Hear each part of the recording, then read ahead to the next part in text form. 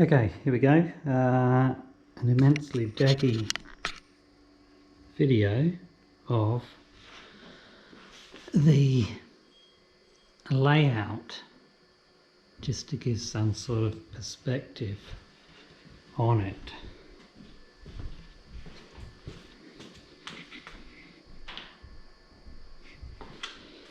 So this rod, this tube, that is 32 inches to the end of that tube there, which I believe is the length required for the sidecar. The centre to centre of these tubes, I don't know whether you can read that or not, is 13 inches, which is 1 inch more than the width needs to be, which gives me a little bit of space here for the swing arm to jump up and down. The current thought being I have a bracket mounted off here, here, here and here, and then have the rubber mount going down onto bracket here. That will give me a nice solid front mount.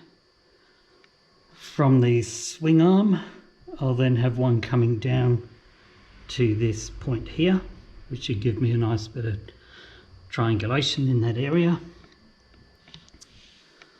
This rear foot peg mount, I should be able to run one from here down to this point. Get my finger in the picture. This point at the other side of the tube from the rear mount, which would again give a nice bit of triangulation. I'm then toying with the idea of, behind this foot peg I would run a bracket down. The side stand wouldn't be fitted obviously. Run the bracket down, and then I can run another connection across to the pipe somewhere around about the midsection.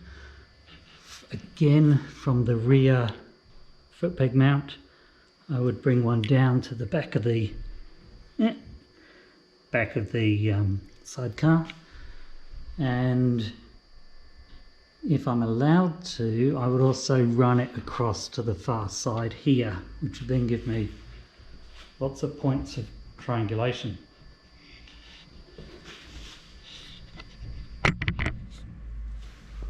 That is, the height here is approximately the same as the axle height of the front wheel, and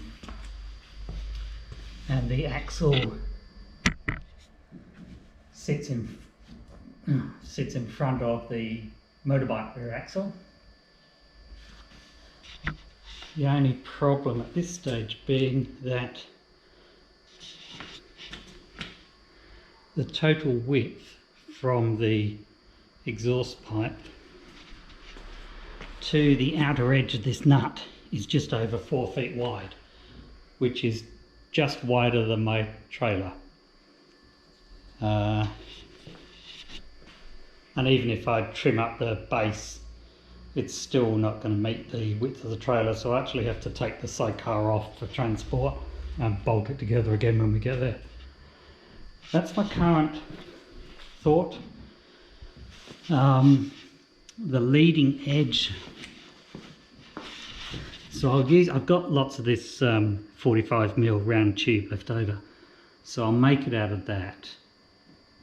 This leading edge, where the suspension is pivoted from, I was actually thinking of putting a angle iron on the front,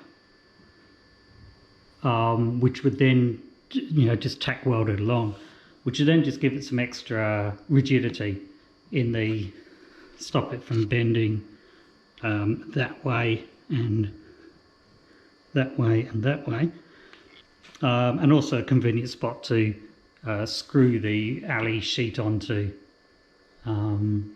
just to make up the base. The next little challenge will be, shock absorber mount is underneath here. So I'll need to bring that up to a mount that's on top here. Come up from in there onto that. I can, by using linkages, I can actually lower that shock absorber right down quite low to the ground in there, so that the top here isn't too high. Certainly I don't want it above the height of the wheel. And then simply brace the top of the shock absorber mount, which will be somewhere in this vicinity, then just diagonally brace it back onto the chassis to give it a triangulation. So that's the current thought. And the sizing, just to give you an idea of the scale of the whole thing. It's quite large. I've set the sidecar width to be just outside the peg. Not sure if everyone I think I have to do that because you're supposed to be able to sit on the damn thing. A theoretical person is supposed to be able to sit there, so I need to make sure they've got room just to make the regulations. That's it. Give me your thoughts when you get to view this.